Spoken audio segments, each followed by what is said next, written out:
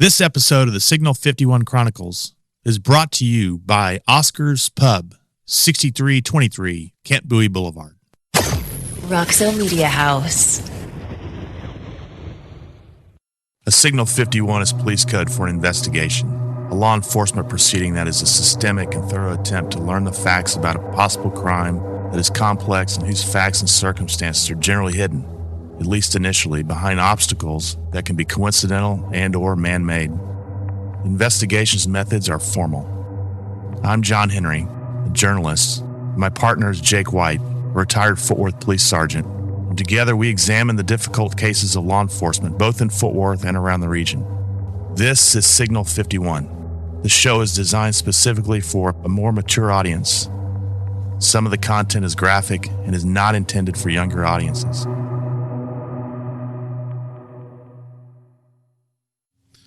This week on the Signal 51 Chronicles, dying by the hand of greed. Jake, I'm playing a little bit on the, I'm playing injured today. Should be on the disabled list these days. I've little ill. Little head cold, do you? Something. I can hear it. Allergies. Got the best of you. I'm assuring everybody that it's not the Black Plague or leprosy or any of the other. Oh, it is something contagious. So you've already prefaced it by saying it's allergy. So Exactly. Thanks. Next week will be a great week for me. Well, David Ward was a senior vice president for operations at John Peter Smith Hospital in Fort Worth. He had immigrated to Texas from the UK in the 1970s, and he was due to fly back to his native home for a trip in May 1997.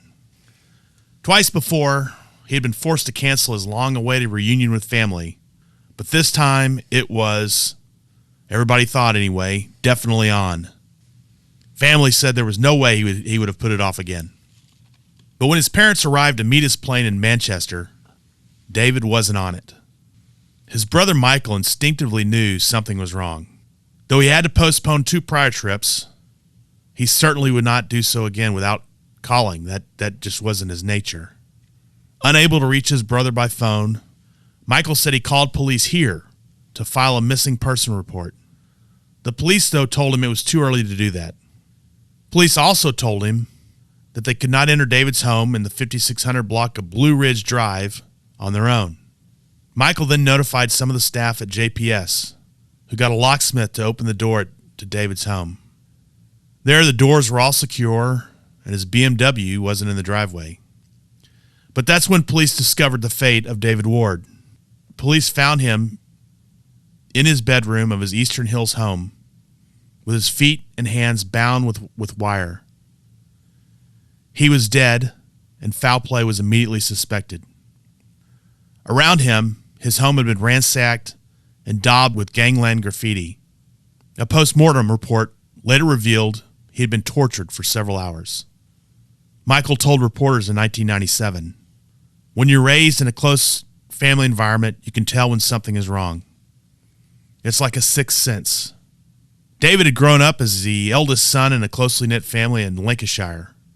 Michael said, "When I picked up the phone and they asked if it was me, they didn't need to say anything else. I could sense something was wrong. Perhaps the hardest thing I've ever had to do in my life was explain to my parents what had happened." Less than 12 hours from the time of his mother's call from the airport, Michael was on a plane heading for Texas. He said, "On the flight, I didn't feel anything. I was numb. I was still trying to reconcile in my own mind the events that had taken place. It's totally foreign to anything you've ever experienced before. It wasn't a natural death for which you could have prepared." David was said to be a fiercely hard worker. His career took off, and by 1995, he was a hospital vice president who had raised millions of dollars for AIDS sufferers. David immigrated here in 1975 for the same reason many others do: opportunity. There was a shortage of nurses at the time in the U.S., and David answered that call, and he climbed the ladder quickly.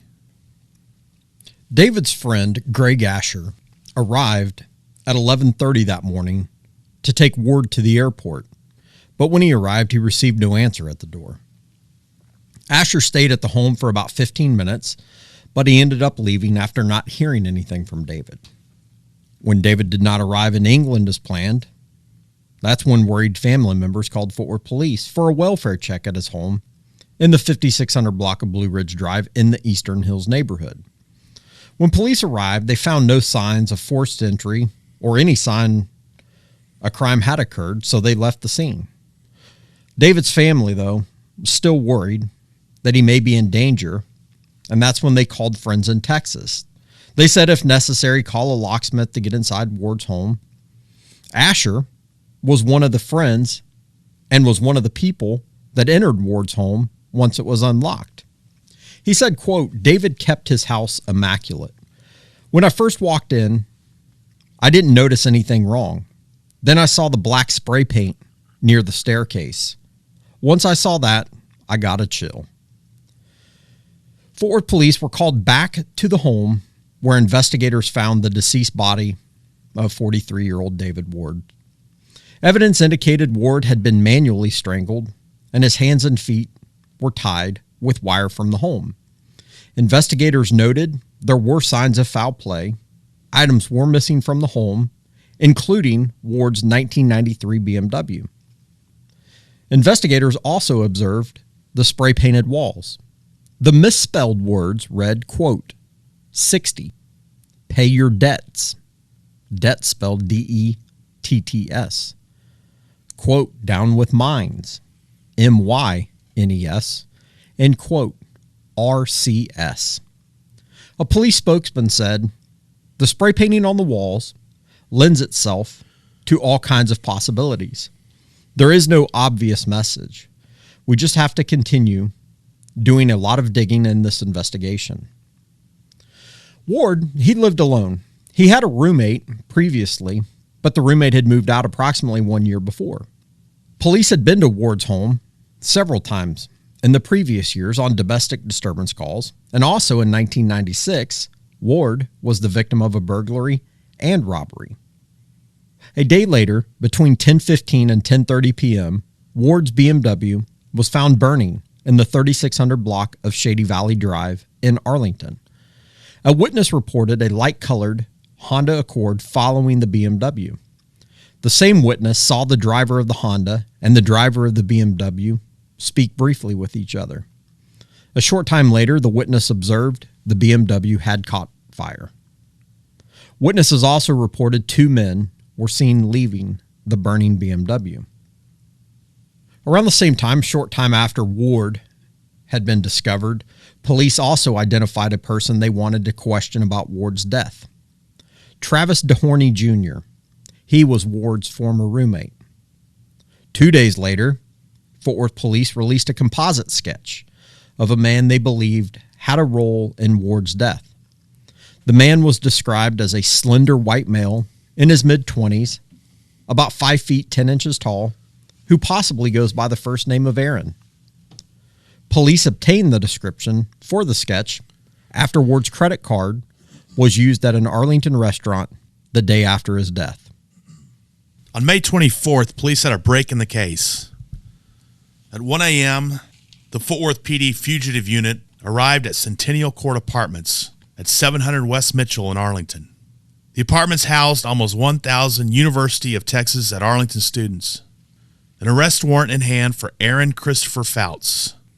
As police were arresting the 24-year-old, a second suspect, Jamal Brown, 21, arrived. Both Faust and Brown were arrested and held on $500,000 bonds. Brown led investigators to some of Ward's property inside the apartment.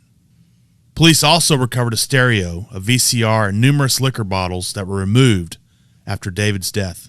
So Jake, police go from thinking perhaps David's former roommate had knowledge, might even been a person of interest in this case, to arresting 2 20-somethings in Arlington.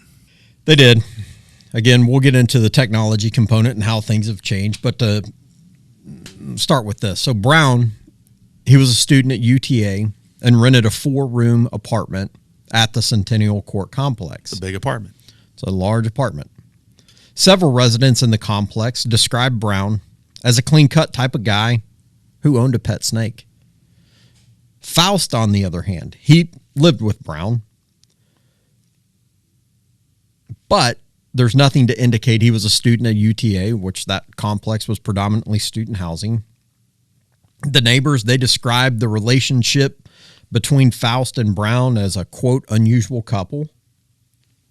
Now, Faust, contrary to Brown's what was described as a preppy appearance, Faust was nicknamed Conan because of his large torso. He was most commonly seen wearing a bandana, t-shirt, and snakeskin boots. His forearms donned a tattoo of a Texas flag on one and a skull on the other. Now he's back in Fort Worth, and he meets David Ward. And David Ward, by what I know at this point, introduced him to Hell's Angels, the vice president of Hell's Angels in Dallas, and the Mexican drug leader in Dallas. At one point, Aaron, he was doing construction work there, commercial type construction. At one point, the Mexican guy, his girlfriend locks him out of the house, and he kicks the door in, and Aaron goes over and repairs his door. Just a little side story. And the people in Hell's Angels, do you know what an enforcer is? That's where he got, I guess, the nickname Conan. Conan the Destroyer. Faust, he was no stranger to the law either. About 6 weeks prior to the murder of Ward, Faust was arrested in the Fort Worth suburb of Haltom City on 3 counts of assault causing bodily injury. The charges stemmed from a fight where he punched 2 women and a man. Faust, he was briefly jailed but was released on a $2,200 bond. 9 days away from going into the Army, he goes to a friend's house and they party. They're drinking.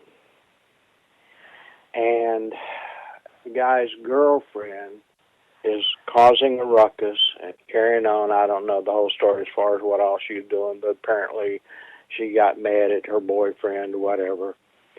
And at some point, Aaron says something about her, to tell her maybe to shut up or something. And she goes into a rage. She jumps on his back. She sinks her teeth into his chest. He literally had, when he died, teeth impressions in his chest where she tried to literally bite a chunk of muscle out. He had a full set of her teeth impressions in his chest from her biting him, and at that point he punches her to get him off of him. She goes to some of the apartments and rounds up 3 cowboys. They're going to take care of him. And one thing I would tell anybody is, if I had advice to tell somebody who was thinking of getting in a fight, my son was like, I don't care who you think you are, how tough you think you are. You do not want to even think about it. He was the last one standing when the police finally showed up, and he was defending himself. It was self-defense. He didn't start the fight. But he had to defend himself. And he was the only one standing when the cops got there, covered in their blood.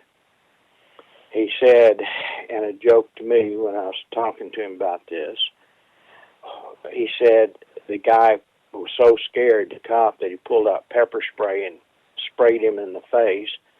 And he says, do you have any chips to go with the hot sauce?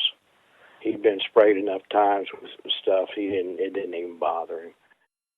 So going back to Ward's murder, though, what started to come out was the truth. On Sunday, May 18th, 1997, Faust and Brown went to Ward's home with the plan of, quote, borrowing money. Strangely, though, Faust told Brown to bring spray paint. Brown, not knowing David Ward, agreed to drive Faust to the East Fort Worth home.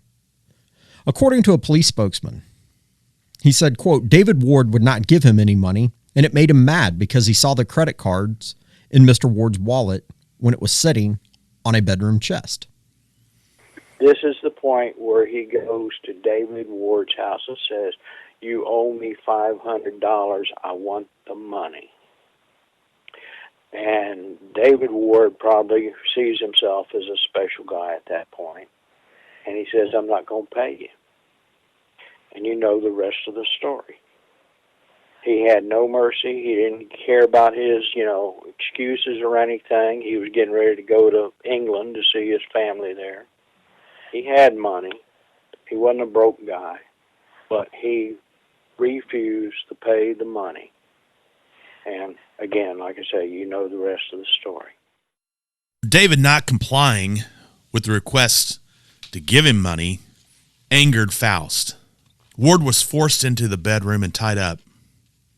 Faust took one or more of Ward's credit cards to a nearby ATM machine, but he was unable to get any cash.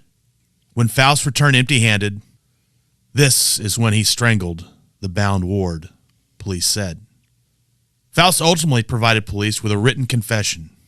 In that confession, Faust said that his plan was to knock Ward unconscious so he could take the credit cards and flee. Faust also confessed to tying Ward's hands and feet with stereo wire in the house and spray painting the graffiti-style writing with purposely misspelled words. Now that's some stone cold killer stuff. Not to mention, sounds like it's planned. Jake, what say you about this? Is this Faust indeed a stone cold killer? I think he was.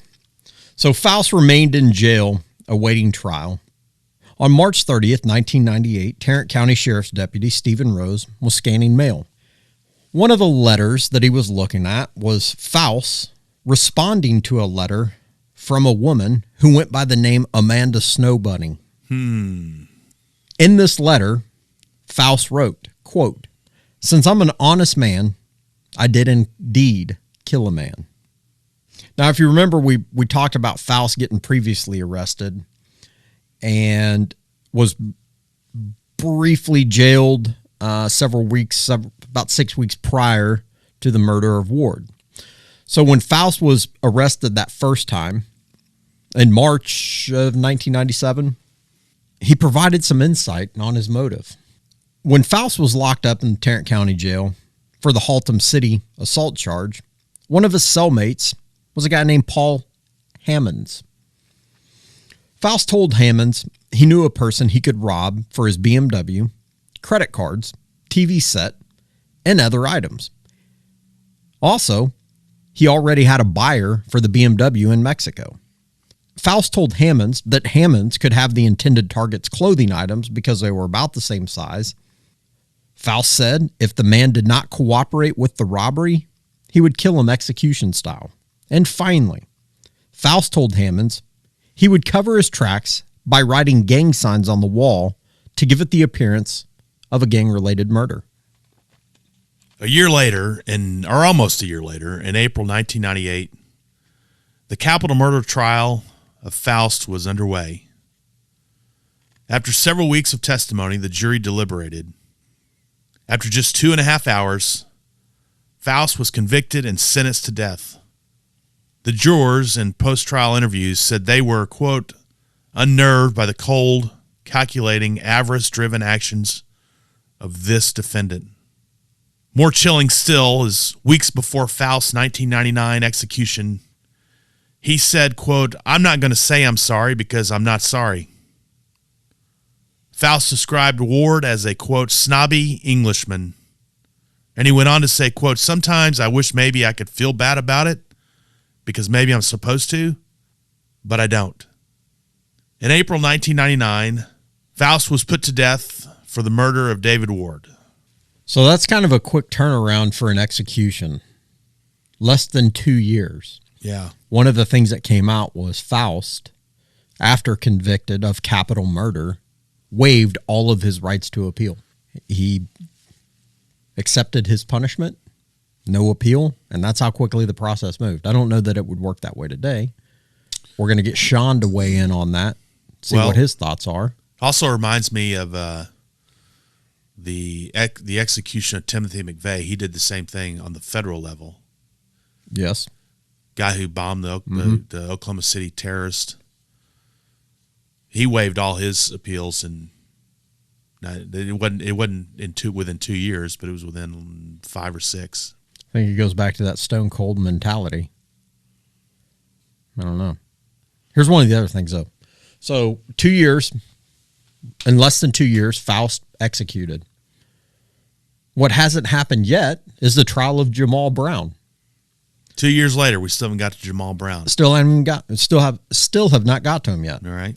So it wasn't until June of 1999 that Brown had his day in court. Brown's defense attorney, a Houston-based defense attorney named Paul Nugent, said Brown was a coward, but not a killer.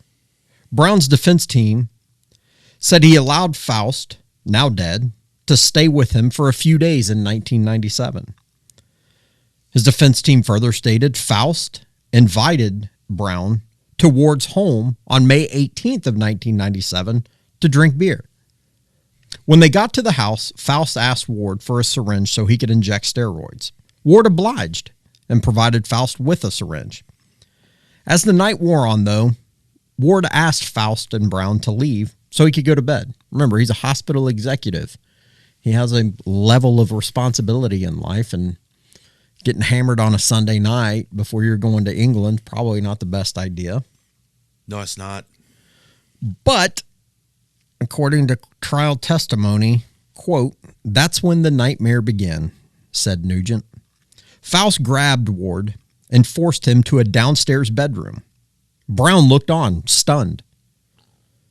Faust tied up Ward with some stereo wire and stole an ATM card, or multiple ATM/credit cards. After taking the ATM card, Faust left the house in an effort to withdraw cash. Brown was left behind with the tied up Ward. All right, hold on a second. So Brown was left behind. So that means that without Faust. Mm-hmm. So our defendant in this trial, Jamal Brown, had the time and opportunity to free David, is what this looks like, huh? He did. Said his attorney, quote, "He had a chance to save David Ward's life, and that's a regret he's going to have to live with for the rest of his life." When Faust returned, he was angry.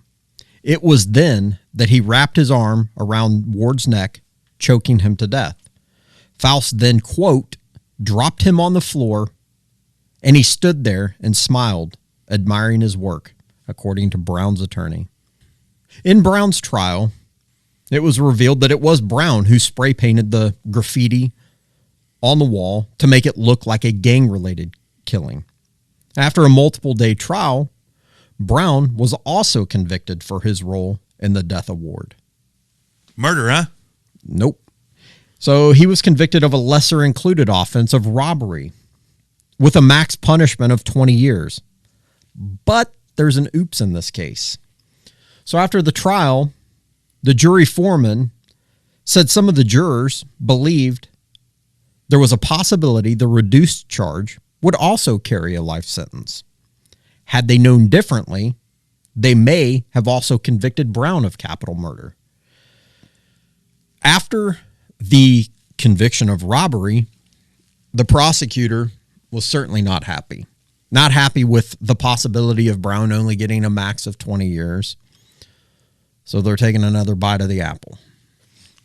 So after the conviction for robbery, the prosecutor, Alan Levy, said he was, quote, disappointed with the verdict and pledged to file additional charges against Brown. He said that he hopes the arson charge, along with others he is considering, will significantly increase the time Brown serves in prison. And he actually gave a number when he said, "I'm kind of looking for something in the 40-year range." I wonder how often that happens. I don't know. Let's get Sean's thoughts on that. That jurors screw it up. You know, John, my favorite bar in West Fort Worth, little place called Oscar's Pub. Never heard of it. Where is it? 6323 Camp Bowie. Oh, I do know this place. Yes. I have been told and have experienced they serve the best cocktails in West Fort Worth. Pretty tasty. And at a price that can't be beat. Cannot. And a staff that could not be more friendly. Oh, I'm telling you. And when you walk in there, they made a show. They made a TV show in the early 80s, mid 80s. Very much a resemblance. Heard about it. You're talking Cheers, It's the exact same thing. You walk in, where everybody knows your name. everybody knows your name. Telling you what. Also, it is a very friendly place. In fact, there's an order there. It says, or a directive there. It says, be nice or leave. That's how friendly this place is. And they mean it too. Oh, yeah, they mean it too. And I'm telling you what else. Do not sleep on those tacos in that taco truck that sits right outside. No, sir. I've had tacos and burritos there. I think it's Gordo's taco truck out there, and it is They're good. it is good. They're really good. I mean, even if you don't want to go, even if you don't want to, like tonight, I'm got to go back to the office, and I'm going to swing by there and not drink 1 ounce of liquor. I'm just going to get a burrito. Get a burrito. Get a burrito and say hello to some people. Get back in front of the keyboard. Exactly so. So, Oscar's Pub, 6323 Camp Bowie Boulevard. Be there or be square. All right, so with us, we've got our resident legal expert, Sean Furkey. Our authority, our legal authority. Our legal authority. Yeah. Now, we've got Sean on the phone today as he's out gallivanting around the Metroplex, preparing for his New Year's Eve festivities. Oh, yeah. Getting ready to watch TCU Go Frogs. demolish Michigan tomorrow. Maybe. Right. Wreck 'em. Gig 'em. Whatever. Whatever it is. Knuckles up. Rip for him. Lickety lickety. This can go on forever. Yeah. Okay, so one of the things that we talked about was this idea of it's really a jailhouse letter where a Tarrant County deputy, Stephen Rose, was reading mail, and Faust was responding to a jailhouse letter that he got from Amanda Snow Bunny. And in that letter, he confesses to her. So we've got a couple of things with that I want to go over with Sean. Number one, Faust is incarcerated. The deputy opens his mail where he had presumably sealed the envelope. It was a private writing. Sean, give us an idea of how the Fourth Amendment applies to an inmate. So obviously when you're incarcerated, the expectation of privacy that, everyone enjoys in the free world really is not applicable when you're in jail or when you're in prison. As any inmate knows, as any good defense lawyer would advise them, any telephone calls they're making are recorded. Any mail that they're mailing out or mail they're receiving can be looked at. So, you really don't have the expectation of privacy that you could try to invoke if you're out in the free world. So the fact that he, basically confessed to this crime in a letter that he was sending to his love interest, and the sheriff opened this up, he really did not have the expectation of privacy that you and I would enjoy. So I guess kind of a side note, in trial, his defense attorney seemingly makes an argument that he did have an expectation of privacy. Is that just kind of a step that he's taken that's saying, hey, I'm working for my client? Yeah, obviously the defense lawyer, he's got to make an argument on behalf of his client. He's, got a constitutional responsibility to represent him to his, the best of his or her abilities. So, yeah, he's got to certainly make the argument before the judge.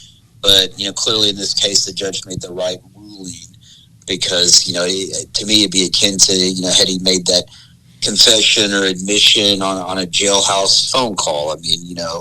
Same thing. They just don't have the expectation of privacy, and again, I'm sure his lawyer had advised him of that. I guess he just had the love blinders on, trying to impress his little pen pal. But yeah, there's, that the defense lawyer did what he needed to do, but the judge made the correct ruling. All right. Let me ask you this, Sean, right quick. So let's say that this fellow Faust is talking to another inmate, and a guard overhears him say that he killed a man. Yep. Is that hearsay or is that admissible? Would that be admissible, do you think? Well, it would be hearsay, but it would fall under one of the exceptions. It would certainly be admissible.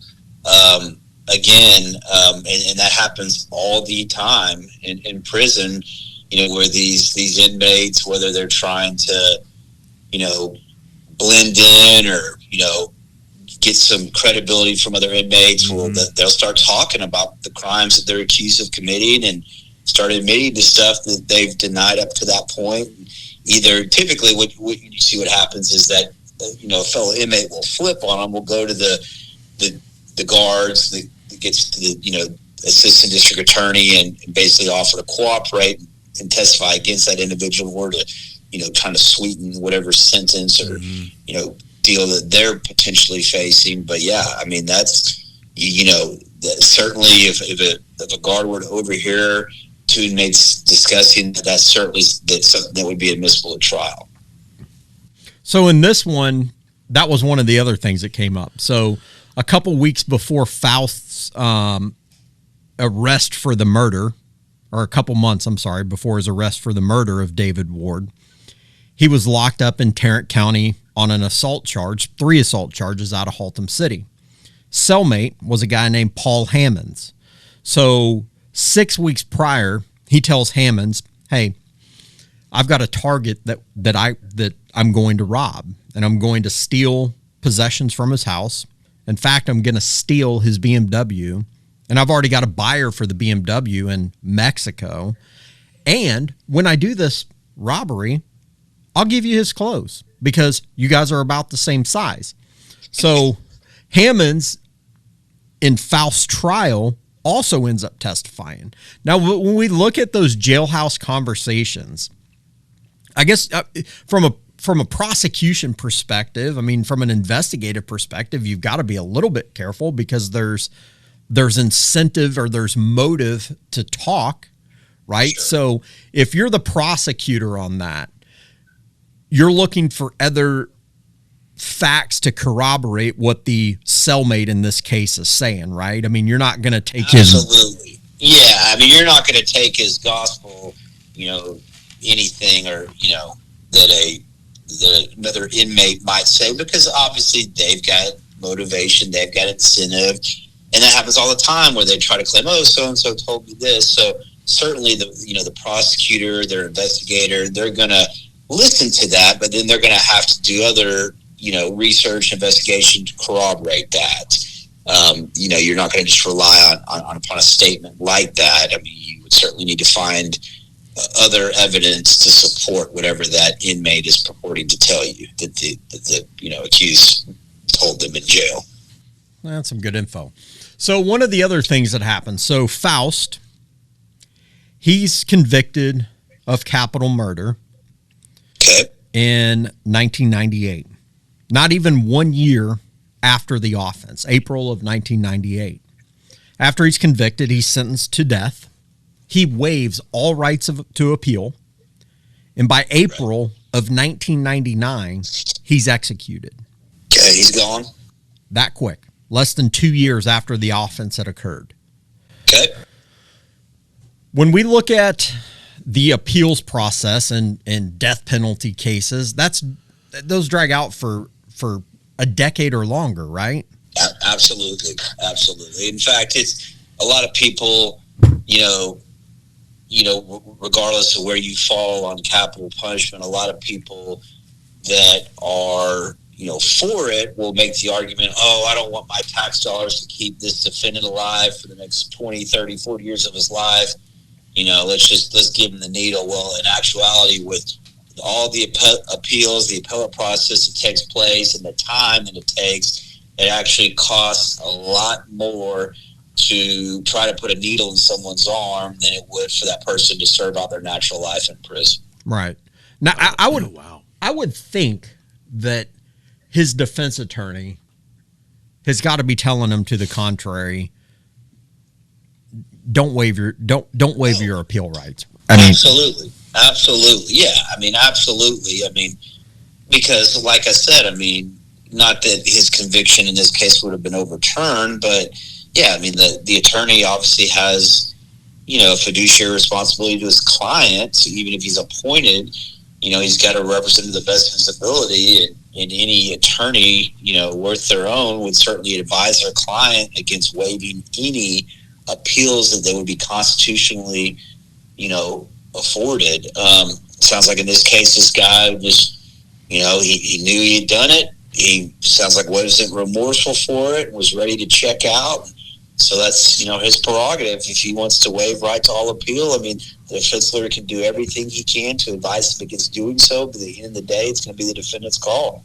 Yeah. And I think remorse was the last thing that Aaron Christopher Faust had. Yeah. In fact, his last words were, adios, amigo. See y'all on the other side. Wow. Not much remorse there. Kind of a major league asshole we got on our hands. I think so. So the next guy, so remember there's two. There's Aaron Christopher Faust, and there was Jamal Brown. So yep. Brown, he goes to trial in June of 99. So he goes to trial some two months later after Faust is executed. And he was charged with capital murder. Now, during his trial, the jury finds him guilty, but not of capital murder, but of robbery. Now, a robbery indeed. They committed in this case, they committed a murder, but they certainly committed an assault during the commission of a theft. So the robbery on the surface sounds like it would be in line, but it was a lesser included offense. Now, lesser included offenses is something that we've seen very, very recently here. A couple weeks ago.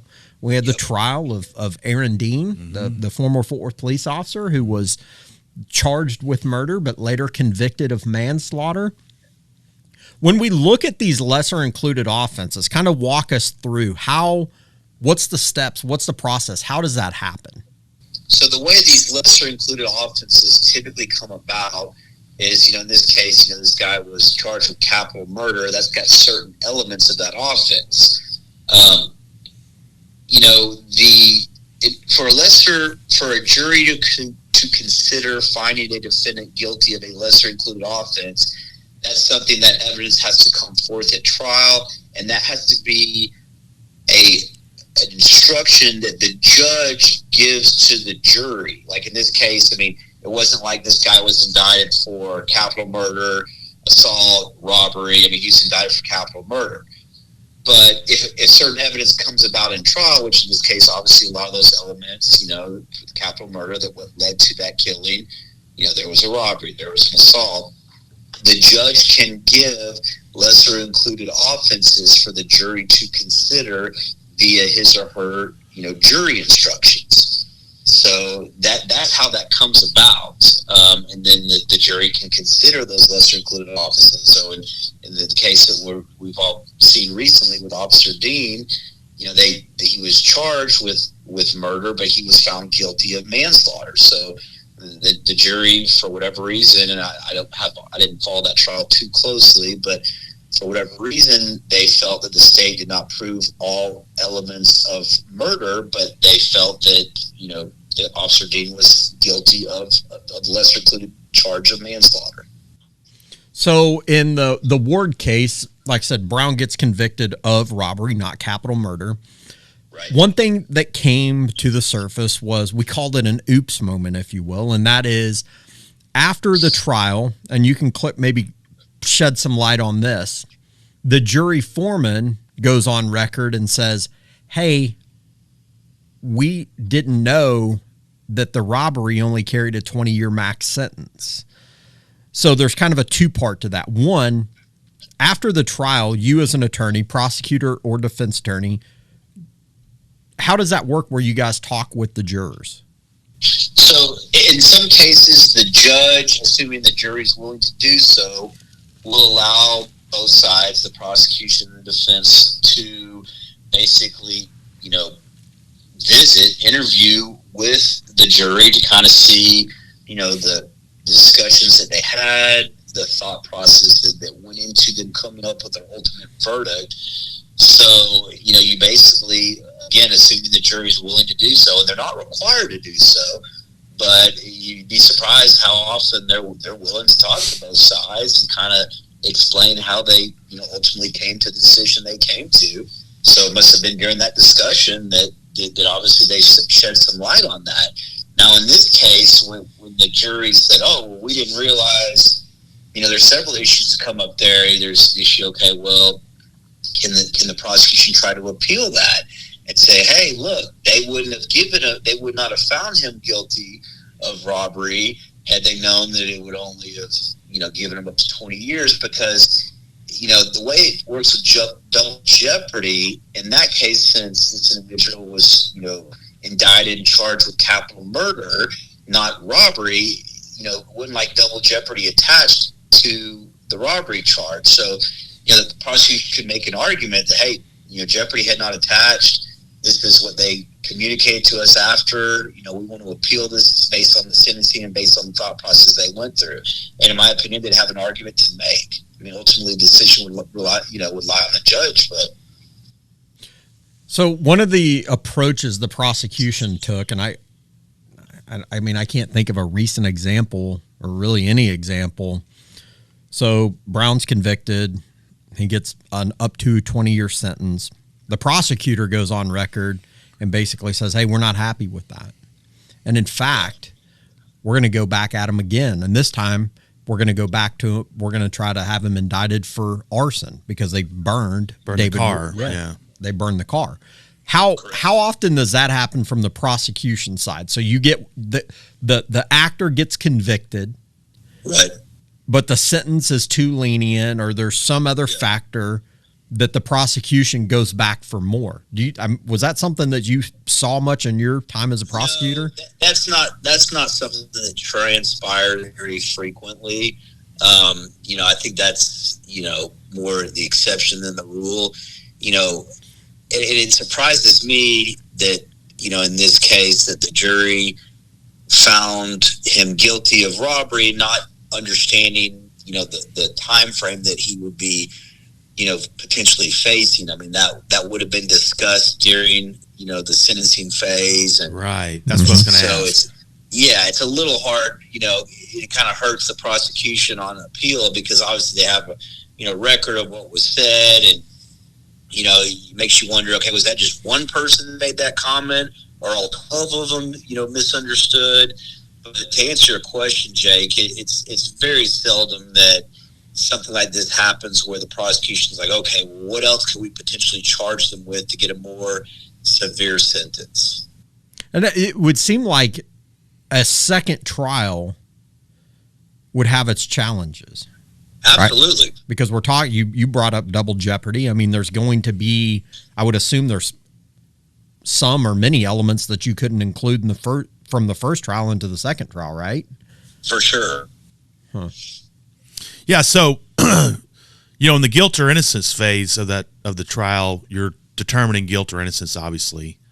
Correct. They were the jury was given instructions that they could consider robbery as a charge of guilt or as a charge of guilt, right? Or right. Yeah. The judge would, it's through what they call jury instructions. Yeah. The judge actually reads all these instructions to the jury before they begin the deliberation. So if the evidence comes forth where, and obviously the defense would argue like, hey, we want these lesser included charges included in the jury instruction. Mm-hmm. The judge would read that to the jury, and then they could consider that during the guilt innocence phase. And never once in those instructions would the judge say, by the way, this carries up to a sentence of X amount of years. No, that wouldn't really come out during the guilt innocence phase. They would basically consider any lesser included, and then once they find someone guilty of a certain offense during sentencing, that's really when you start discussing that. Right. Ranges. Yeah. What do you I mean, who really knows? I guess it really kind of depends. But what if, while the jury's deliberating, they send a message to the judge and says, "Oh, hey, by the way, what is the sentence range on robbery?" Would that be permissible, do you think, or is that a violation of something? I would think that would be something that the judge could answer. because obviously they're considering finding someone guilty of a certain offense. They want to understand the ramifications of the punishment that offense carries. So I would think that's something. I mean, during the guilt innocence phase, that's not typically broached by prosecution or defense, but I would think if a jury had a specific question, then the judge could answer that question and say, okay, well, if someone's convicted of X offense, this is the potential range of punishment that they face. All right. Well, as usual, the insight is more than helpful and sheds a lot of light while we're going through these stories. And like, I think the other thing that's interesting is the bleed over, if you will, from, a case 25 years ago to today. I mean, here we are talking about a lesser included offense and the relevance that it had in a trial just 2 weeks ago. So I think it's cool having the opportunity for you to kind of explain to the listeners how and why that happens sometimes. So to recap this, I think it's clear to say there are villains, monsters, some crazy violent people in this world. Faust, I think, was one of them. Yeah, something happened to him in the developmental years. Obviously, he got off on the wrong foot. It sure looks like to me. One of those very violent guys who... Yeah, they interviewed his mom, and they also gave some background on him. His parents divorced when he was 4.5. I believe he lived in Iowa and then moved here at a young age. I mean, he had like I said, he was no stranger to the law. But I think with him, what really stood out was just how, I mean, he just openly really admits to everything. He had a written confession that he provided to the police saying what his role is, saying this is why we did it. From a criminal perspective, they weren't he was not not that any killer is a good killer, but he wasn't very good at killing people. Technology advanced again. Remember, the BMW shows up missing. If that happens today, within a very short time frame, Ward's license plates getting entered into NCIC, or the database that the police officers use we call them MDCs, but they're mobile data computers in their car. The other thing is, we've talked about it before, the idea of the license plate recognition technology that's available now that many law enforcement agencies are using and many are beginning to see the value in. We've got the company right here in Fort Worth, Inside LPR, that provides them. Once you look at the technology and you see or apply the same facts to today, who knows how quickly they would have been caught. Because I can almost guarantee you that at some point, if that plate's entered soon, they're going through one of the cameras. Now, the only difference is it looks like they dumped the car pretty quickly, but it's still going to give you an idea of, where these guys have been. I think you also look at cars today and who knows what abilities they have, whether it's, through the information from your cell phone, or even some of the cars probably have they do have some abilities to track.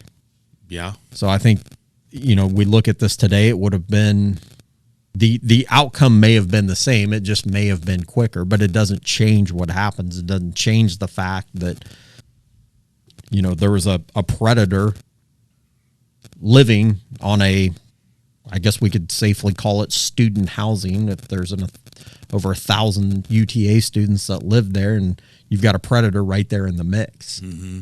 And I think that's the scary part of this. Ward, like we said, he scaled the corporate ladder pretty quickly. He started as a nurse from England, and some 22 years later, he's the vice president of hospital operations at a huge hospital here in Fort Worth, the county hospital. Yeah, and as far as evidence, today versus yesteryear, I got to think that because some reports said that he was tortured for several hours which means they were there for several hours, which makes me believe that there had to have been probably some DNA evidence left behind. Like they had to have used the bathroom in there probably.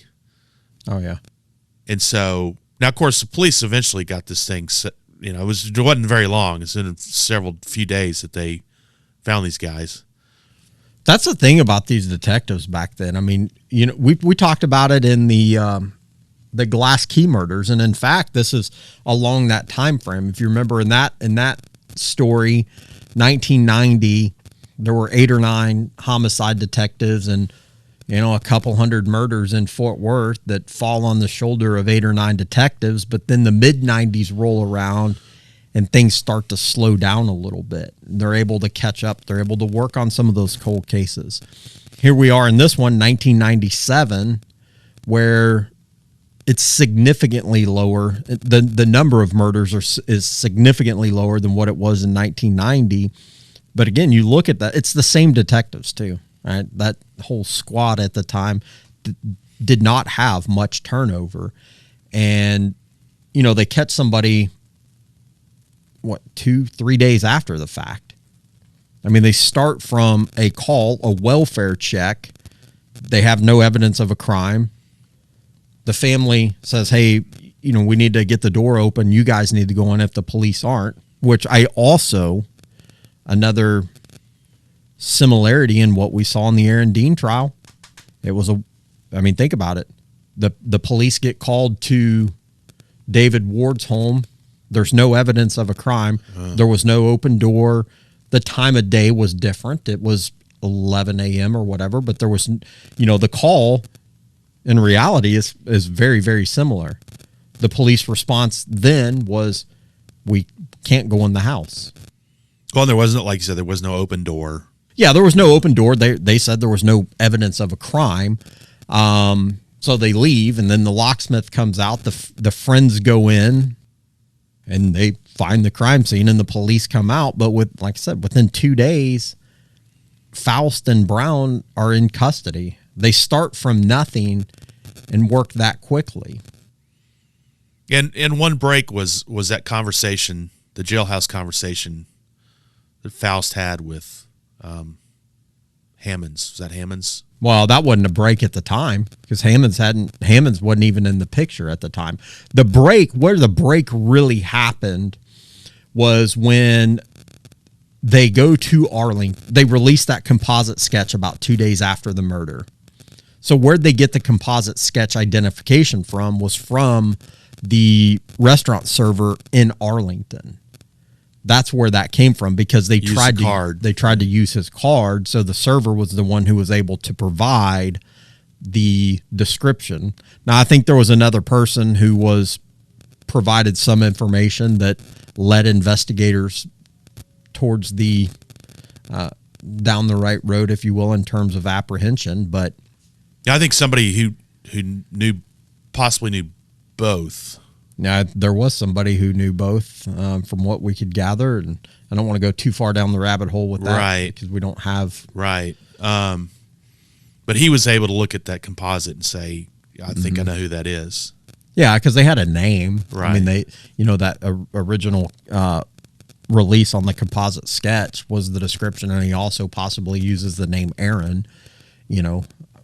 Aside from Aaron being a regular at whatever restaurant in Arlington it was, it's pretty unlikely they're going to know his name. Yeah. And that's another thing. You look at technology, there's probably no video evidence of them being inside at the time. It's amazing how quickly and how fast things have evolved.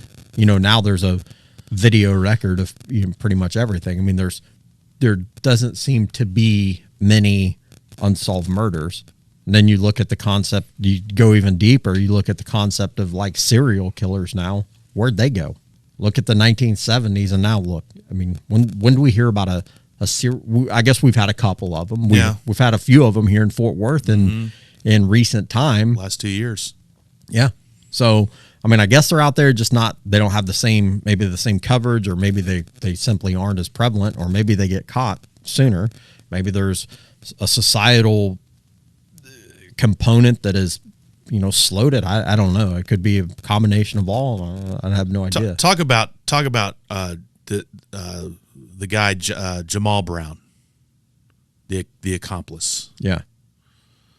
Probably not a stone cold killer like Faust is. No, I mean, he's a follower, right? I mean, yeah, I think we're taking a lot of Brown from his trial testimony.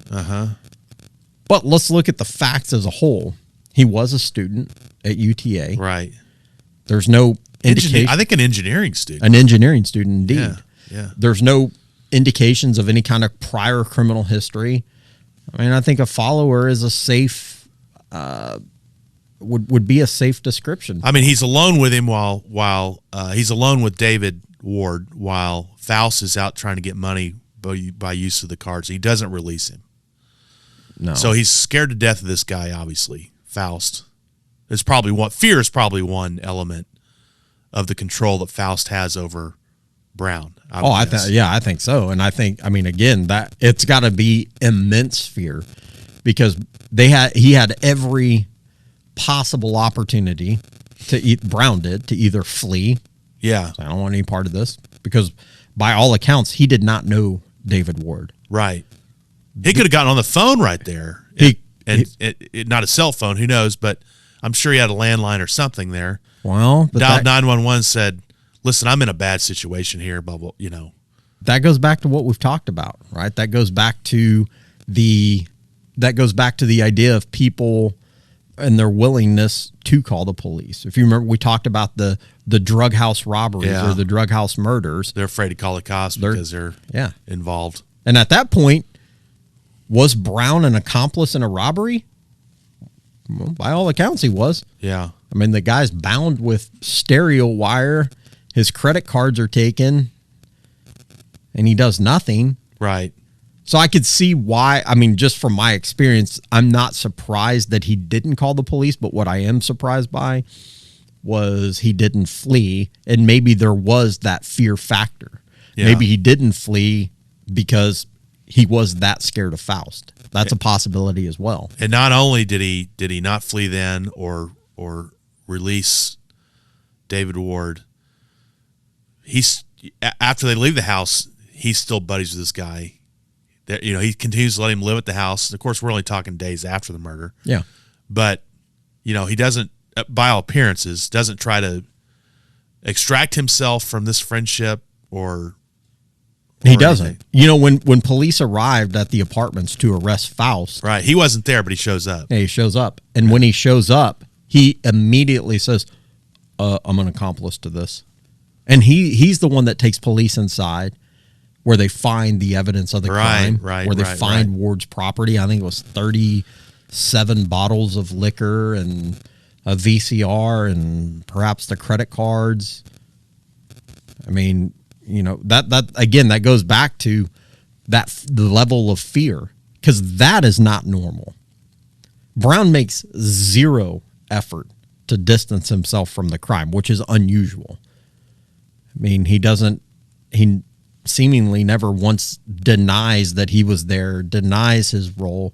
He does none of that. He just kind of falls on the sword and says, yeah, I was there. And so that's why I do think there is some element of truth in that defense testimony that he was a coward. He was a coward. And I think he did just get wrapped up with he gets wrapped up with this guy. Who knows what their relationship was? Who knows, what was said? Oh, well, I do. One of them was Faust did threaten to kill a family member of Brown. And we've seen that before. We saw that in the Barry Leatherman case that we covered. If you remember correctly, it was Lewis Ivory. His father said, Ivory only said that because he had been threatened. He had been threatened, and my other family members had been threatened. So it's a common theme. We've seen it before. I mean, and I'm sure it's, in some of our other stories, we may very well see it again. So undoubtedly we will. Well, I think it's time for a Oscar's pub visit, perhaps, as we conclude this episode. Let's do it. Oscar's Pub, the finest pub in West Fort Worth, located at 6323 Camp Bowie Boulevard, Yep. serving some of the coldest drinks in town. We're broadcasting today. It's actually the day before New Year's Eve, which means it's the day before the Horned Frogs of TCU play Michigan in the national championship semifinal. So we're wishing all good things for TCU tomorrow. Yes, indeed. That's going to be huge for our fine city. It is. Tell us before we head out, Jake. Remind viewers, listeners, where they can find us on the socials. We've got Facebook, Signal 51 Chronicles. Instagram, Signal 51 Chronicles. Your preferred podcast platforms. I'm going to say all of them. All of them. Signal 51 Chronicles. YouTube, Signal 51 Chronicles. Now, what's important when you listen to our episodes, whatever method that may be, on YouTube, you got to subscribe. Your social platforms, you got to like them. It's a pretty quick click of the button. Subscribing's that simple. All you got to do is hit that subscribe button down there in the bottom corner. Tell your friends. Tell your family. Friends and family. Co-workers. That, hey, Fort Worth got this Fort Worth crime show. I know dogs that even might want to listen. Yeah, there could be a few. And here's the thing. This is episode 1 of season 2. Some of the ones that we have in store. Got some good stuff coming. We've got some real good stuff coming. We've got some of the stories that people may have heard, but from a different perspective. We've got some of those lesser told stories coming up. We're kind of running the gamut, sadly for a true crime podcast, murder's kind of the crime that prevails, but we've got one at least so far that's not a murder. Death is involved, but not a murder. So please check us out. Please like, subscribe, and that will do it. That's all we have to say about that. Happy New Year. Happy New Year. Roxo Media House.